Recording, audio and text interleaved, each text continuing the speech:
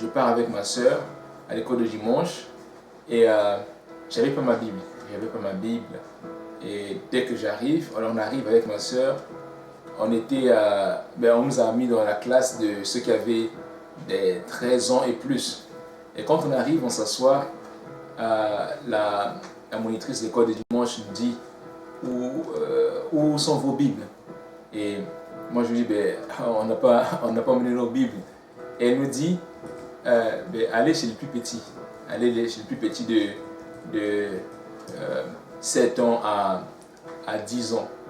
Et quand on va chez le plus petit, on nous dit, non, pas ici, allez encore chez le plus petit.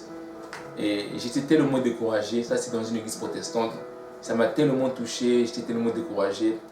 Et en revenant à la maison, ma mère m'avait dit, comment s'est passé l'église? Moi je lui ai dit, je ne vais plus à l'église, je ne retourne plus à l'église parce que à cause d'une Bible, parce qu'on n'avait pas la Bible, on nous a dit d'aller chez les plus petits. Donc pour moi c'était vraiment, ça m'avait découragé.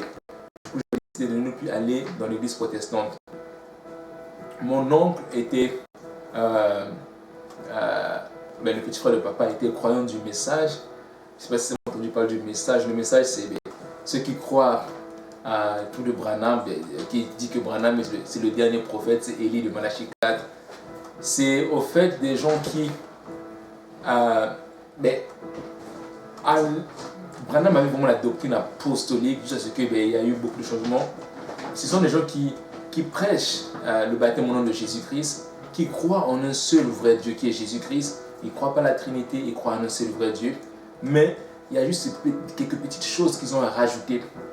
Et moi, j'allais de temps en temps chez mon oncle pour aller passer les vacances, que ce soit les vacances de Noël, que ce soit les vacances du mois d'avril, mois de mars. Et un jour, quand j'y allais, il m'invitait à l'église, j'allais à l'église, j'écoutais la parole. Ce qui m'avait frappé, c'était, ce qui m'avait beaucoup touché, c'était la manière dont les sœurs s'habillaient. Oh, les sœurs s'habillaient vraiment d'une manière naturelle. Et les frères aussi étaient naturels. C'était des gens qui étaient sérieux avec la parole de Dieu. C'était des gens qui aimaient Dieu, qui aimaient la prière dans leur manière dans leur conversation. C'est ça qui m'a beaucoup touché. Et je me souviendrai toujours, un jour je vais chez mon oncle pour les vacances de Noël et j'étais tellement touché par la parole et parce que je voyais que j'ai dit à mon oncle, moi je ne veux plus retourner chez moi à la maison, chez papa. Je ne veux plus retourner chez papa, je veux rester avec vous. Et je suis allé voir le pasteur, je lui ai dit, pasteur, s'il vous plaît, priez pour moi, afin que Dieu puisse toucher le cœur de papa, de mon père, et que mon père puisse accepter de me laisser rester chez mon oncle. Le pasteur m'a dit, on va prier. Et si ton père te dit de rentrer chez toi, rentre, repars, tu viendras quand même à l'église, tu viendras quand même écouter la parole de Dieu. Et du coup, on a prié. Et finalement, papa m'a dit de rentrer à la maison.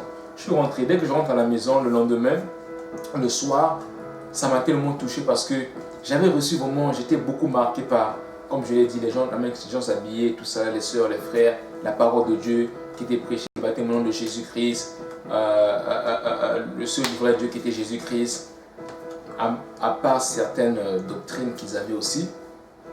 J'ai commencé à évangéliser à ma famille, à ma sœur.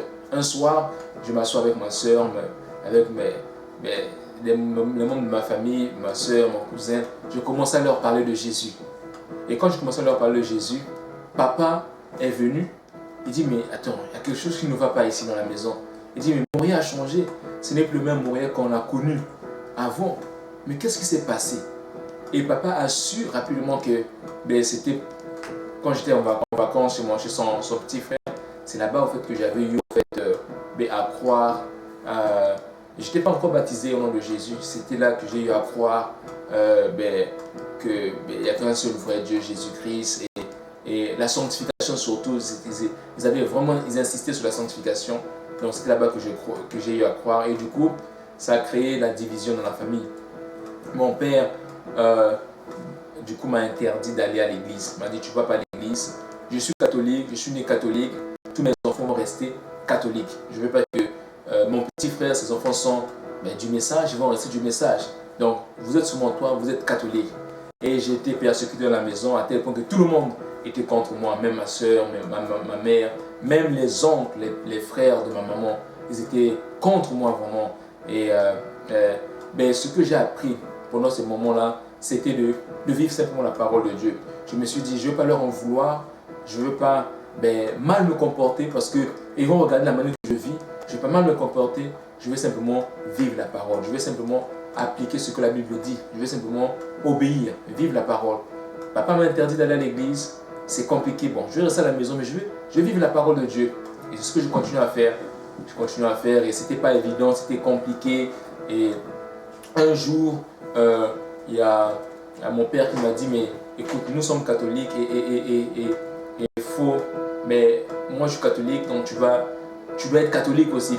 Et moi je lui ai dit, j'ai dit à mon père, si tu me forces d'aller dans une église catholique, pardon, tu me rendras hypocrite. Parce que je ne vais pas aller à l'église pour prier, mais je vais juste aller à l'église comme un spectateur, parce qu'on m'a forcé et je serai hypocrite. Et je lui ai dit, c'était un soir, pendant qu'on parlait de ça avec mon père, je lui ai dit, tu sais que les hypocrites n'hériteront pas le royaume de Dieu. Donc si tu me rends hypocrite, j'irai en enfer. Et papa m'a dit, non, c'est pas ça, c'est pas tout à fait ça. Mais c'était pas évident, c'était pas facile. C'était tellement compliqué à tel point que mon père voulait au fait que je puisse quitter la maison et que je puisse aller vivre chez le pasteur. Bon, il y avait beaucoup de choses qui se sont dit, je suis têtu, il y a beaucoup de choses parce que j'avais commencé à parler de Jésus, tout ça là. C'était pas évident. Je restais à la maison jusqu'à ce que j'ai eu mon baccalauréat, que je suis parti en Namibie, faire mes études en Namibie. C'est là-bas que j'avais la liberté d'aller à l'église du message. Et c'est en Namibie que je me suis fait baptiser. Je m'étais fait baptiser au Congo. Et je me suis fait rebaptiser en Namibie dans une église de message. J'étais baptisé au nom de Jésus-Christ. C'est un évangéliste qui m'a baptisé au nom de Jésus-Christ. Et c'est là que j'ai commencé, parce que j'avais la liberté d'aller à l'église. Et je commençais à m'impliquer vraiment dans l'œuvre de Dieu, dans l'évangélisation en Namibie. Et j'avais vraiment cette liberté. Et du coup, ça continue comme ça pendant au moins 9 mois. Et ensuite, je vais juste couper le témoignage, mais c'est très long. Et ensuite, je suis parti, j'ai quitté la Namibie. Je suis parti ensuite en Inde pour continuer mes études en Inde. Et quand je suis arrivé en Inde, je ne savais pas en fait, parce que j'avais dans la pensée que les Indiens sont pris plusieurs dieux. Donc moi, je voulais en fait une église du message, parce que c'était pour moi l'église parfaite, l'église du message. Et quand j'arrive en Inde, j'ai rencontré un frère congolais, c'était le frère Christ, il s'appelle le frère Christ. Je lui pose la question, je lui dis, frère, est-ce que tu as trouvé des églises du message en Inde? Parce que nous, on voulait parler au fait du message qu'on a reçu, parler de Jésus, parler de parler du prophète Branham et tout ça. Et on était vraiment convaincus que c'était la vérité. Et quand je lui ai posé cette question, il m'a dit, je n'ai pas encore trouvé les églises du message, je cherche encore. Et on a fait une expérience, on a commencé à aller dans des églises pour assister à des services. Et à la fin du service, on parlait à des pasteurs à propos de cette vérité qu'on était convaincus. Et je me souviens, on était allé dans une église et les Indiens étaient étonnés de voir des Africains rentrer dans l'église. Et notre but, c'était pas simplement d'écouter le message, mais de dire à ce pasteur, écoute, il n'y a qu'un seul Dieu, c'est Jésus-Christ. De parler aussi de Branham, le prophète Branham, de parler un peu sur la sanctification, sur plusieurs choses que nous, on était convaincus qu'étaient la vérité. Et ce pasteur, après le service, on a demandé à parler avec le pasteur. Il nous a invités au cafétéria. Et pendant qu'on parlait avec lui, j'ai donné mon témoignage, Christ a donné son témoignage. Et ce pasteur était un ancien pasteur du message, qui avait quitté le message. Après, il a dit, oh, moi j'étais un ancien pasteur du message et j'ai quitté le message. Oh, ça nous a touchés. On dit, mais comment, pasteur, vous avez quitté la vérité? Comment pouvez vous égarer comme ça facilement? On a commencé le débat. Nous, le but, c'était de convaincre le pasteur à venir au fait dans le message, parce qu'on était convaincus que le message, c'est la vérité. Il nous a invités chez lui à la maison, on a continué le débat, mais bon, on a trouvé que le pasteur, on n'a pas pu convaincre le pasteur. On allait plus dans cette église, on a commencé à prier. Et finalement, on est rentré en contact avec une église de message. Et on commence à aller dans cette église de message. On commence à prier dans cette église de message, on commence à s'impliquer, à prier. On a fait de notre maison une maison de prière, on a invité. Et j'ai béni le Seigneur parce qu'il y a eu 3 étudiantes, 2 étudiantes qui se sont fait baptiser au nom de Jésus-Christ. Il y a un étudiant qui s'est fait baptiser au nom de Jésus-Christ. Mais le problème dans le message, c'est qu'on ne croyait pas au baptême du Saint-Esprit avec l'évidence du parler en langue. Dans le message, on baptise au nom de Jésus-Christ, on croit à la sanctification, on croit en un seul vrai Dieu. Mais le Saint-Esprit avec l'évidence du parler en langue, oh, ça ils rejettent, ils ne veulent pas. Ils disent que ben non, ça c'est... Tu peux recevoir le Saint-Esprit sans sensation, c'est ce qu'ils appellent ça. Mais nous, on était convaincus que le message était la vérité. Du coup, on a commencé à parler du message à nos amis, on était convaincus. Et on allait à l'église du message en 2013. Donc 2010, 2011, 2012, 2013. Le pasteur indien, il commence à prêcher sur plusieurs choses qui étaient vraiment des choses. Il a commencé à prêcher, à apporter la parole de Dieu. Et on commence à remarquer comme un changement au niveau fait, de son message. Le pasteur ne parlait plus du message, parce que dans le message, il faut toujours mentionner le nom de Branham. Branham a dit. Et nous, c'était ça. Il fallait qu'on puisse parler de Branham. On est convaincu de la sanctification, convaincu du baptême au nom de Jésus-Christ, qu'il y a un seul vrai Dieu. Mais le baptême du Saint-Esprit, bon, parler en langue, là, c'est pas pour nous. Et du coup, le pasteur a commencé à lire beaucoup de choses. Et il a fait des études, il a découvert qu'il y a beaucoup de choses que frère Branham avait prêché n'étaient pas correctes. Beaucoup. Et c'est sûr que ce pasteur s'est mis à prier. Parce qu'il nous a présenté ces choses. Ce n'était pas évident. Imaginez-vous les gens qui ont fait 20 ans dans le message, 25 ans, et venir leur dire que tout ce que nous avons fait pendant 25 ans était faux. Mais le pasteur, c'est sûr que c'était devant Dieu. Il a commencé à changer sa prédication. Sa prédication était plus orientée sur Jésus. Jésus seul, la Bible, Jésus seul, les évangiles, le baptême de Jésus. C'était plus Branham a dit, Branham ceci. Et du coup, ça fait que les gens dans l'église ont commencé à avoir des questionnements, commencé à se poser plusieurs questions, mais on ne comprend plus le pasteur, il parle plus de Branham, ainsi de suite. Et le pasteur, un samedi, il nous lance un défi pendant l'étude biblique. Il nous dit, je vous lance ce défi, allez faire vous-même des recherches et vous allez voir que le message n'est pas... découvrez vous-même le message. Et c'est ce qui s'est passé. Je me souviens, on a commencé à étudier, moi avec le frère qui était avec moi, Chris. On a étudié la parole. On a commencé à lire la Bible, voir ce que la Bible dit, tout ça par rapport au message. Et toute l'église est allée étudier la parole de Dieu. Et toute l'église a compris que ce que le pasteur disait, c'était vrai. Et nous tous, on est sortis du message. Toute l'église est sortie du message. Et le pasteur a prêché le baptême du Saint-Esprit avec l'évidence du parler en langue. C'est là que les gens ont commencé à recevoir le Saint-Esprit en parler en langue. C'est là, en ce moment, que j'ai reçu le Saint-Esprit avec l'évidence de parler en langue. Donc, ça faisait depuis, j'étais baptisé en 2009 en Namibie, 2010, 11, 12, 13. C'est là que quand on a commencé à nous enseigner sur le Saint-Esprit avec l'évidence du parler en langue, comme la Bible dit dans Actes, c'est là que beaucoup de gens ont commencé à recevoir le Saint-Esprit avec l'évidence du parler en langue. Et le pasteur commençait à prêcher la doctrine apostolique. On était sortis du message. Et je suis resté là. Donc, du coup, j'étais convaincu que le message n'était pas la vérité. Mais ça a créé un problème avec des frères et des sœurs, ma famille, qui étaient dans le message, mes oncles, mon oncle plutôt, qui était dans le message. Quand ils ont su que j'ai quitté le message, ils me disaient, qui t'a séduit? Qui t'a séduit? Comment tu peux quitter? Et moi, je leur présentais simplement en fait ce que nous avons compris du message. Et après, là-bas, je suis parti en France. Et en France, j'ai pas vraiment trouvé... Je cherchais une église, et c'est une église pentecôtiste, mais ce n'était pas apostolique. J'allais prier là-bas, mais il y avait des fois, parfois, j'avais des questions, je posais souvent des questions au pasteur sur certains points que moi, je trouvais qui n'étaient pas vraiment corrects, par rapport à la sanctification et d'autres points. J'allais prier là-bas dans cette église pentecôtiste, mais qui n'était pas, comme je le dis, apostolique.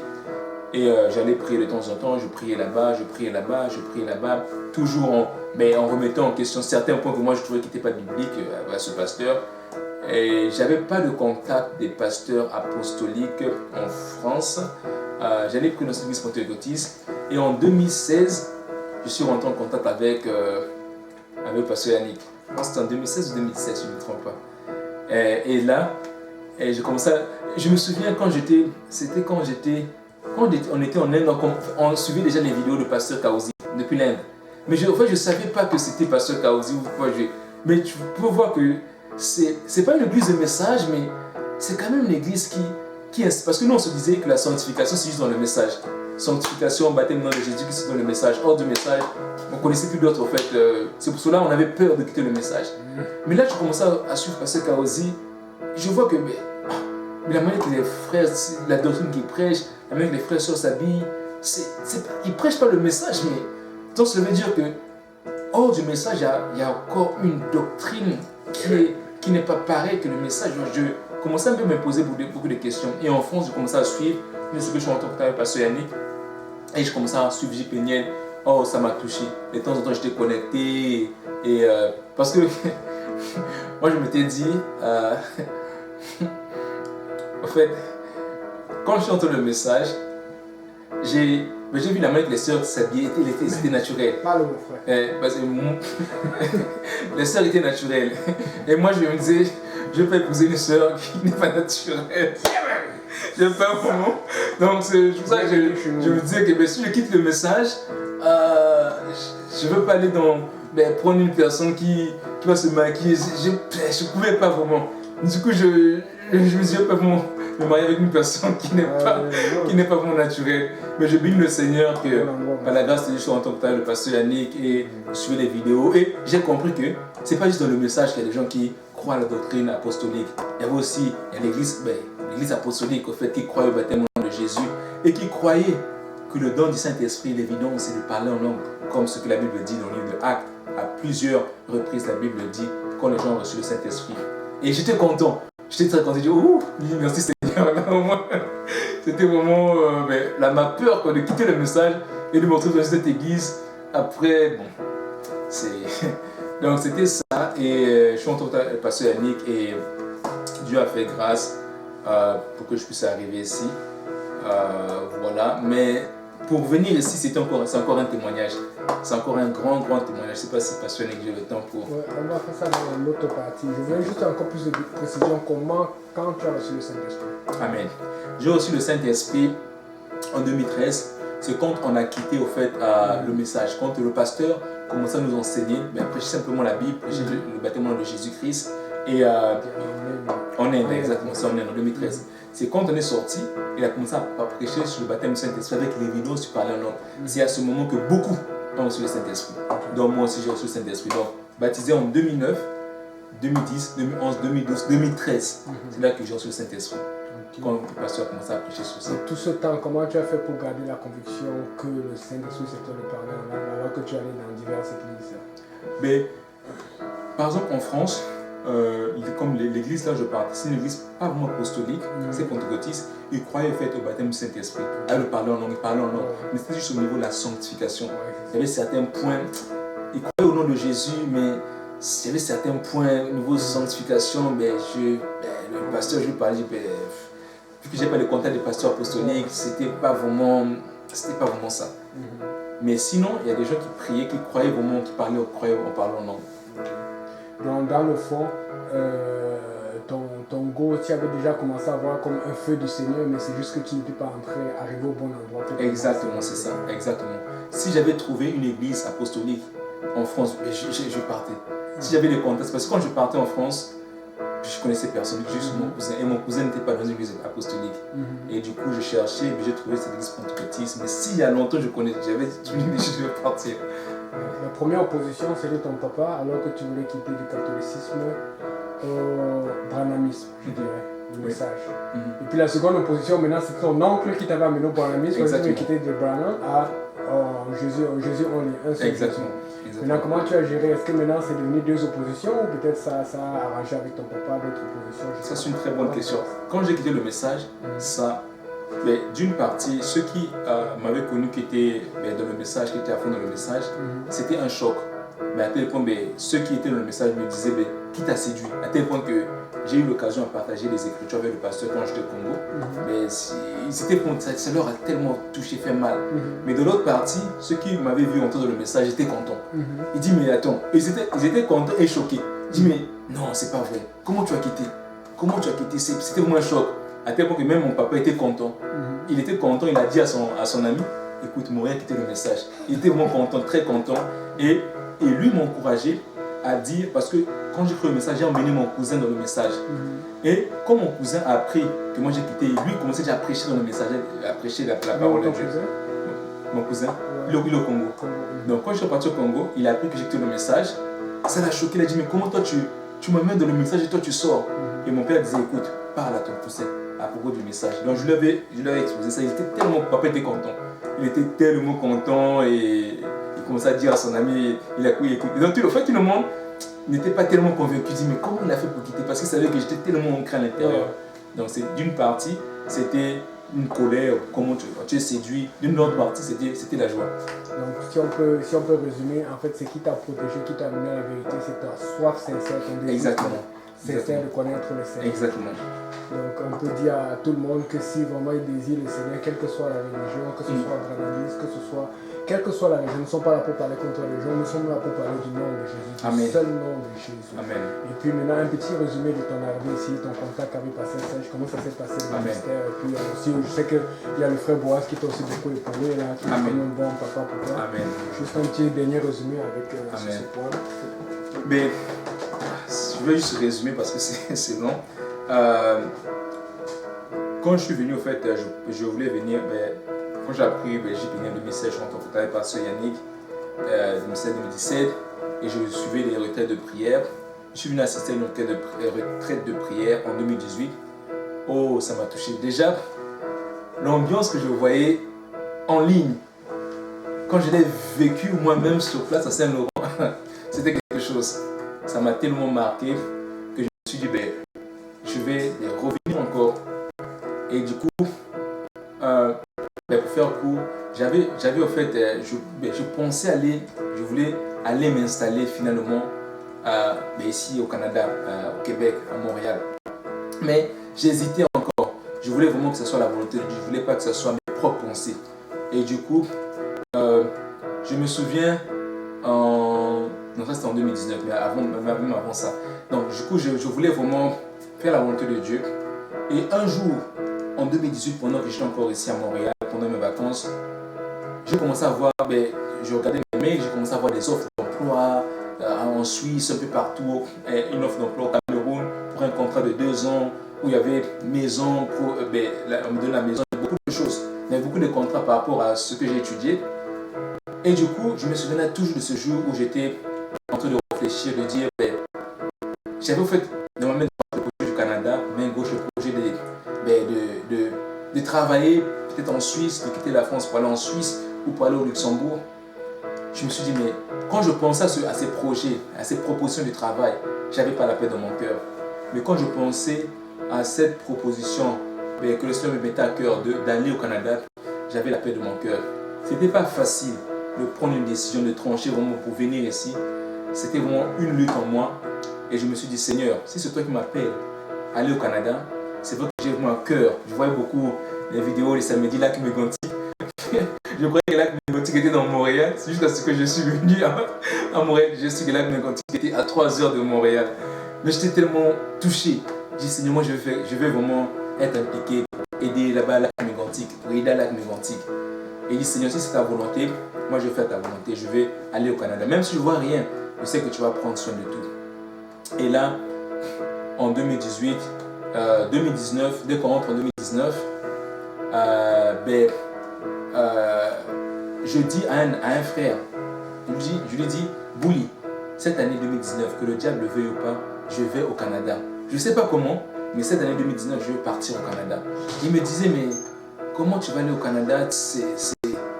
Tu n'as pas de visa, tu n'as pas d'offre d'emploi. Je dis, je sais, je ne veux pas expliquer, mais je vais aller au Canada. Que le diable ne veuille pas, je pars au Canada. Et ensuite, il y a eu, je commençais à m'appliquer à chercher, à chercher des emplois. Il y avait des journées Québec où les entreprises venaient recruter beaucoup de gens en France, des entreprises québécoises. Et là, je suis parti, j'ai passé des entrevues et j'ai prié, j'ai dit Seigneur, je veux que telle entreprise, Alten, qui se trouve à Montréal, que cette entreprise puisse choisir mon CV. Et c'est ce qui s'est passé. Et j'ai passé une entrevue avec eux. Ensuite, pendant ce temps-là, j'ai eu à passer un concours avec la Banque nationale du Canada. Et je ne voulais pas passer le concours, ils m'ont forcé, ils m'ont dit fais quand même le concours. J'ai répondu aux questions, j'ai passé le concours. Moi, le but c'était d'avoir une entreprise, passer mon entrevue et attendre les résultats. Et là, j'avais déjà payé mon billet pour la retraite JPNL 2019, pour le mois d'août. J'avais déjà payé, pas le billet d'avion, mais j'avais déjà réservé ma place. Et du coup, j'avais pas le billet d'avion. Et les mois s'approchaient et tout ça là, on s'approchait du mois d'août. En juin, je suis parti passer des entrevues, j'ai fait le concours. Et la dame me disait, de la Banque nationale du Canada, que le gagnant sera contacté. Mais moi, je n'avais même pas cette pensée, je vais gagner quelque chose comme ça. Moi, c'était des entreprises. Et en juillet 2019, le 14 juillet 2019, je reçois un message de la Banque nationale du Canada qui dit « Bienvenue, félicitations au grand gagnant du concours, je prépare mon départ pour le Canada 2019. » Donc, pendant que je réfléchissais comment je vais faire pour acheter le billet pour aller à la retraite du JPNL, ils m'ont envoyé un bon de commande ou un billet avec Air Canada de 1000 $ canadiens. Donc, c'est le billet que j'ai utilisé en 2019 quand je suis venu à la retraite du JPNL. Je n'ai pas payé le billet. C'est ce billet, cet argent que la Banque nationale m'a donné, que j'ai utilisé pour le billet. Ils m'ont donné un bon de commande pour les manteaux d'hiver. Et vraiment, je rends grâce à Dieu pour cela. Et quand je viens, au fait, je suis arrivé au Canada, et disons, avant même d'arriver à la retraite du JPNL, je pense que c'était avant ou après, je ne sais plus, j'ai eu à rencontrer Pasteur Serge. Pasteur Serge était venu en France avec toute sa famille. J'étais allé le rencontrer, on a passé un très bon moment. Bon, on a partagé et quand je suis venu à Montréal aussi, c'était le cas aussi. Je suis parti à Lac Mégantic et c'était vraiment là qu'on a commencé. Vraiment, je commençais à marcher avec Pasteur Serge et c'est un peu ça en fait. Ok. Et puis frère Boaz, comment vous avez commencé à faire? Je vois que vous êtes très proche, tu as passé beaucoup de temps avec la famille Conan. Amen. Mais la famille Conan, c'est quand je commençais à prier, je dis Seigneur, montre-moi là où tu veux que je puisse être. Parce que j'avais le choix, soit être impliqué à l'est ou être impliqué à l'est.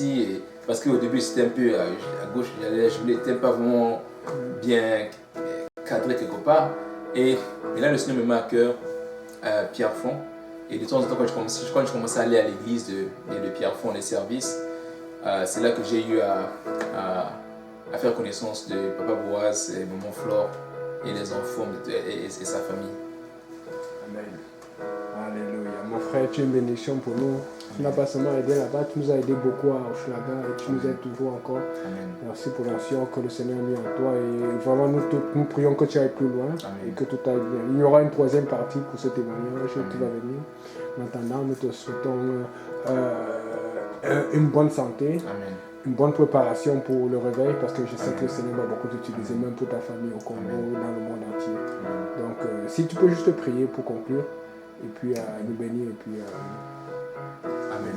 Prie pour ceux qui écoutent cela et qui sont pris par une certaine illusion et qui cherchent la vérité ou peut-être qui pensent à la vérité mais qui ont besoin de savoir la volonté du Seigneur. Amen.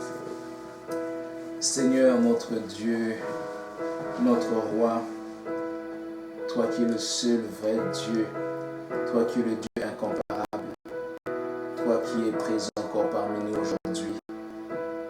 Oh Jésus, tu es merveilleux.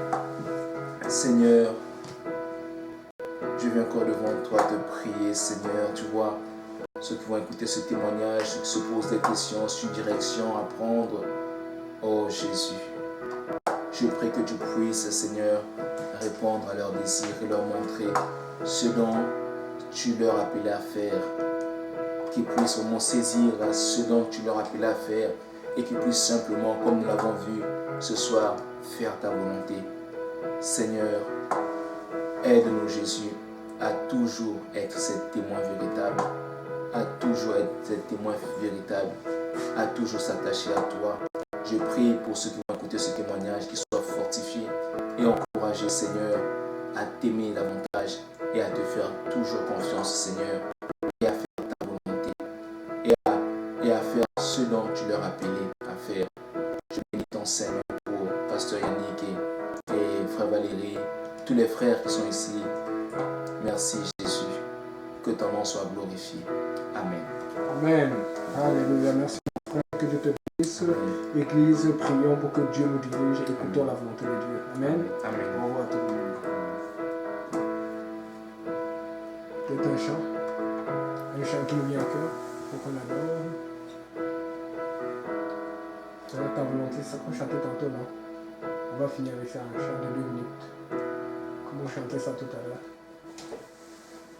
Alléluia, Seigneur Jésus.